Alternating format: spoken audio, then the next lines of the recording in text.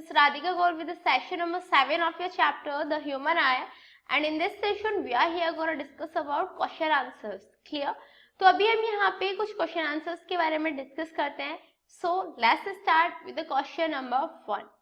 What is meant by power of accommodation of the eye? Normally हम discuss करते हैं about power of accommodation of eye. What is this? Actually, it is the maximum variation in power of eye lens for focusing near or far objects clearly at retina. ये क्या होता है? जो power of accommodation है, ये एक maximum variation होता है जो eye lens करता है. That is, eye lens का वर्क क्या होता है? Near and far objects को focus करना. तो वो maximum variation जो eye lens कर सकता है, eye lens properly कर सकता है, जिसकी वजह से जो नियर और फार ऑब्जेक्ट्स हैं वो क्लियरली रेटिना पे फोकस हो पाए, वो जो पावर होती है that is called the power of accommodation of the eye. Clear? That it is the maximum variation in power of eye lens for focusing near और far objects clearly at the retina. The eye loses its power of accommodation at old age. जैसे जैसे person की as चलती जाती है, that is जैसे जैसे person old होता जाता है, उसका जो पावर ऑफ एक्कोमोडेशन है वो भी लॉस होता जाता है. Clear? The next question is, a person with a myopic eye cannot see objects beyond 1.2 distinctly, 1.2 meter distinctly. कोई एक पर्सन है जिसकी मायोपिक आई है, दैट इज उसे मायोपिया है, वो 1.2 मीटर तक की जो डिस्टेंस है या उसके बाद की जो डिस्टेंस है वहां पे किसी ऑब्जेक्ट को नहीं देख सकता. What should be the type of corrective lens used to store proper vision? आपको कैसे टाइप का करेक्टिव लेंस यूज करना चाहिए उसकी प्रॉपर विजन को रिस्टोर करने के लिए. It means that he can see near by objects but can not see distance objects, so he is suffering from myopia. Simply question के अकॉर्डिंग ये गिवन है कि जो ऑब्जेक्ट है वो नियर बाय ऑब्जेक्ट्स को तो देख सकता है, लेकिन जो डिस्टेंट ऑब्जेक्ट्स हैं वो उन्हें नहीं देख सकता. दैट इज वो किससे सफर कर रहा है? मायोपिया से सफर कर रहा है. And to correct this defect of vision, concave lens of suitable focal length is used. और इस डिफेक्ट को करेक्ट करने के लिए हमें कॉन्वेक्स लेंस यूज करना चाहिए जिसकी जो फोकल लेंथ हो वो एक सुइटेबल हो, दैट इज जितनी उस पर्सन को नीडेड हो. Your next question is, what is the far point and near point of the human eye with normal vision? कोई भी पर्सन जिसका नॉर्मल विजन है उसका far point and near point क्या होगा?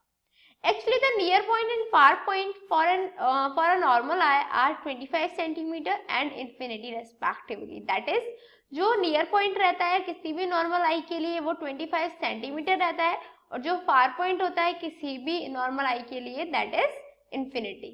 Clear? Your next question is, a student has difficulty reading the blackboard while sitting in the last row. What could be the defect the child is suffering from? How can it be corrected? कोई भी एक student है जो last row में बैठा हुआ है और वो ब्लैक बोर्ड को नहीं देख पा रहा है. क्लियर? तो कौन से डिफेक्ट से वो जो चाइल्ड है सफर कर रहा है और हम उसे करेक्ट कैसे कर सकते हैं?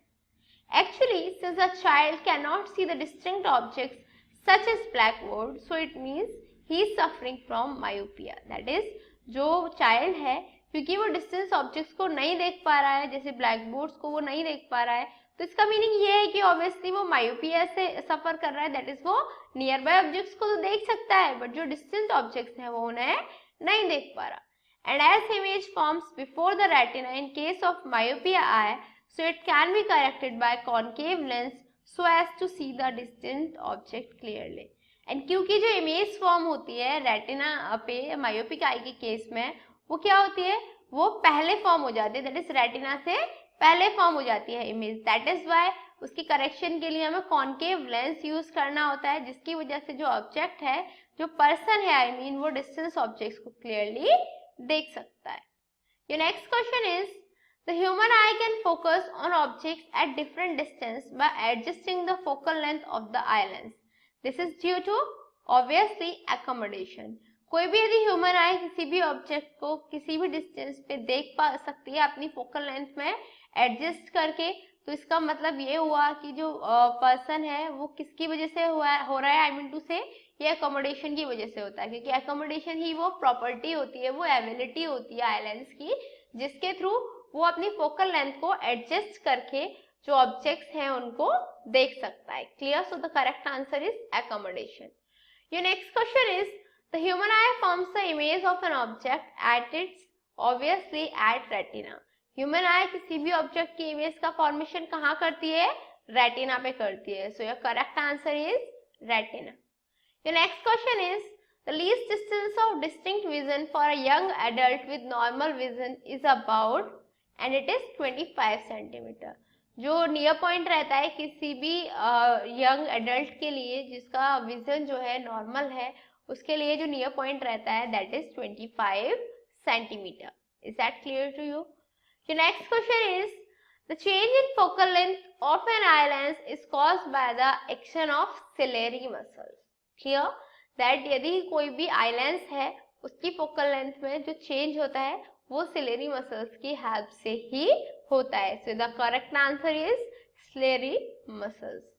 Your next question is a person needs a power of -5.5 diopter for correcting his distant vision. For correcting his near vision, he needs a lens of power +1.5 diopter. What is the focal length of the lens required for correcting distinct vision and the near vision? हमें ये find out करना है कि distance vision और near vision के लिए क्या ऐसी फोकल लेंथ है जो रिक्वायर्ड होगी। अभी देखो f is equal to 1/p होता है। क्लियर? फर्स्ट केस में दे रखा है हमें -5.5 डायोप्टर पावर है, तो हम क्या करेंगे f is equal to -1/5.5 that will be is equal to -0.18 metre, और हम इसे सेंटीमीटर में कन्वर्ट कर लेंगे तो that will be is equal to -18 centimetre. That is जो कॉन्केव लेंस है वो रिक्वायर्ड होगा जो -18 सेंटीमीटर जिसकी फोकल लेंथ होगी। सेकेंड केस में पावर हमें दे रखा है +1.5 that is 1/p is equal to +1.5 that will be is equal to 0.67 metre. जब इसे हम सेंटीमीटर में कन्वर्ट करेंगे that will be is equal to 67 centimetre. That is we have to use convex lens here. Clear? Your next question is the far point of a myopic person is 80 centimetre in front of the eye. जो far point है किसी भी myopic person का वो 80 centimetre है आई के front में। What is the nature and power of lens required to correct the problem? जो ये प्रॉब्लम है इसे करेक्ट करने के लिए क्या नेचर होना चाहिए लेंस का, क्या पावर होनी चाहिए? Actually for correcting myopia concave lens is required. Simply अभी क्या है, पर्सन मायोपिया से सफर कर रहा है। जब पर्सन मायोपिया से सफर कर रहा है तो इसका मतलब ये हुआ कि उसे कॉन्केव लेंस की रिक्वायरमेंट है। Clear? That is f is equal to हमें गिवन है माइनस का 0.8 मीटर, क्योंकि 80 सेंटीमीटर गिवन है उसे हम मीटर में चेंज करेंगे। So that will be is equal to f is equal to -0.8 metre. Clear? Power is equal to हो गया 1/f, so that will be is equal to 1/-0.8 metre. That is p is equal to -1.25 diopter. Is that clear to you? The next question is make a diagram to show how hypermetropia is corrected. तो जब भी मैं आपको hypermetropia के बारे में करा रही थी, डिफेक्ट्स ऑफ विजन के बारे में करा रही थी, तभी मैंने आपको डायग्राम बना के दिखाया था, तो आप वहां से बना सकते हैं उसे। देन योर जो नेक्स्ट क्वेश्चन है वो ये है, इसमें जो ज्वाइंट क्वेश्चन है that the near point of a hypermetropic eye is 1 metre. जो नियर पॉइंट है वो कितना है, 1 मीटर हमें गिवन है।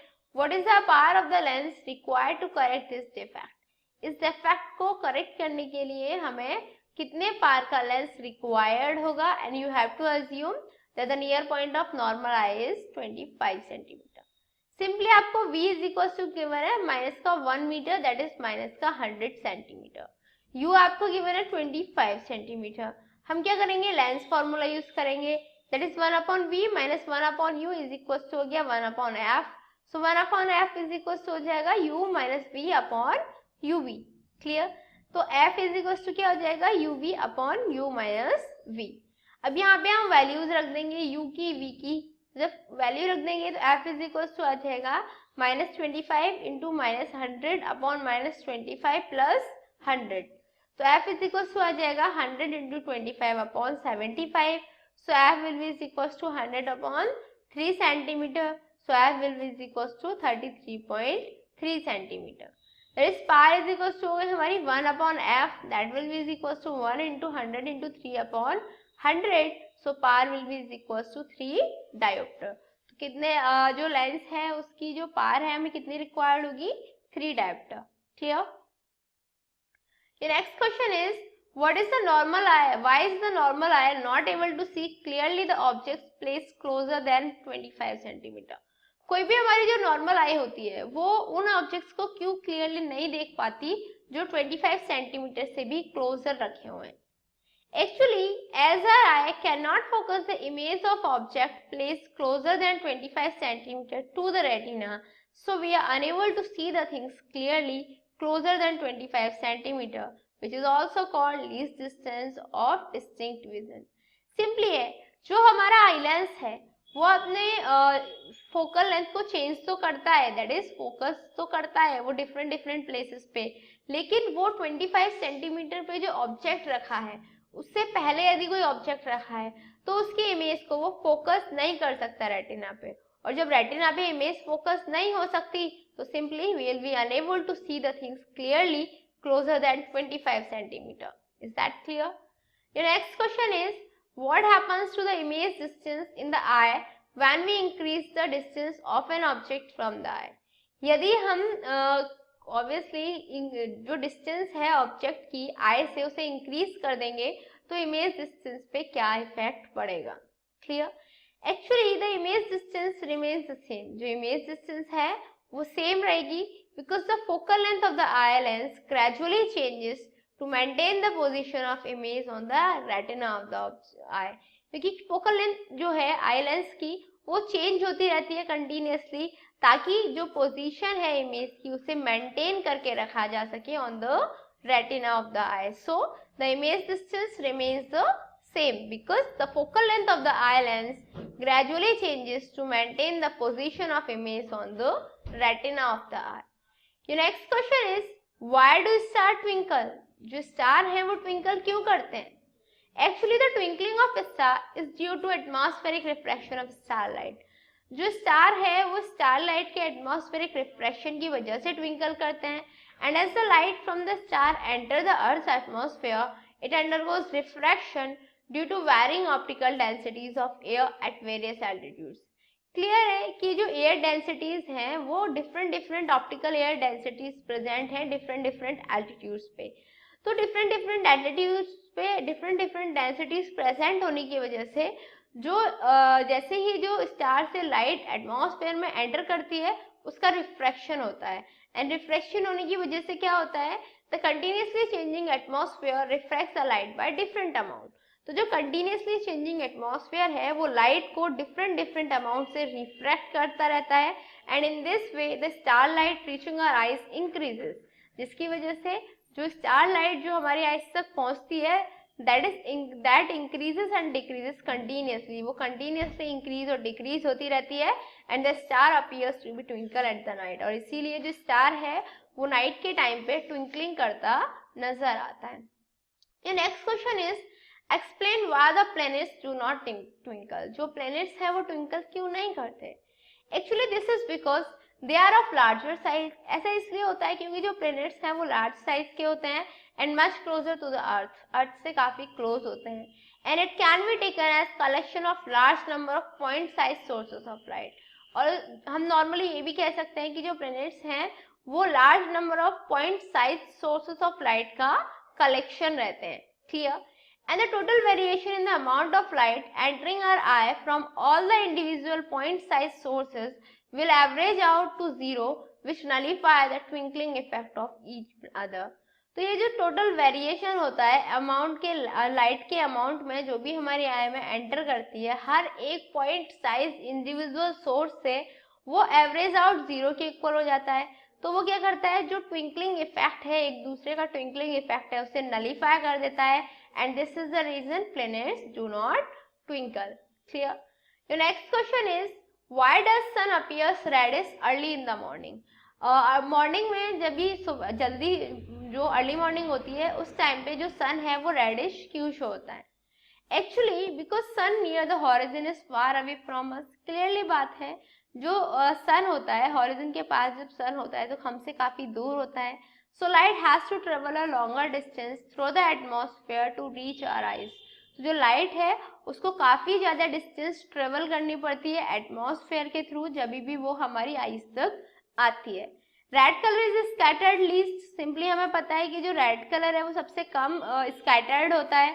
So more red light reaches our eyes. इसके लिए ज्यादा से ज्यादा रेड लाइट हमारी आइज तक पहुंचती है and the sun appears reddish. और जो सन है वो रेडिश शो होता है. Clear that because sun near the horizon is far away from us, so light has to travel a longer distance through the atmosphere to reach our eyes, and the red color is scattered least, so more red light reaches our eyes and sun appears reddish. Clear? Your next question is, why does the sky appear to be dark instead of blue to an astronaut? किसी भी astronaut के लिए जो sky है वो dark क्यों नजर आती है ब्लू की जगह? Actually, sky appears dark due to the astronaut because there is no atmosphere and hence no scattering of light in space. Space में कोई भी एटमॉस्फेयर नहीं प्रेजेंट. जब एटमॉस्फेयर नहीं प्रेजेंट तो लाइट की स्कैटरिंग नहीं होगी. जब लाइट की स्कैटरिंग नहीं होगी तो जो स्काई है that will appear dark to the astronauts. Clear? So what did we learn today? आज हमने क्या स्टडी किया? आज हमने अपने चैप्टर के जो इंटेक्स क्वेश्चन आंसर्स थे, जो एक्सरसाइज क्वेश्चन आंसर्स के थे, उनको सॉल्व आउट कर दिया. So I guess this was enough for this session. In next session we are gonna discuss some important questions. Till then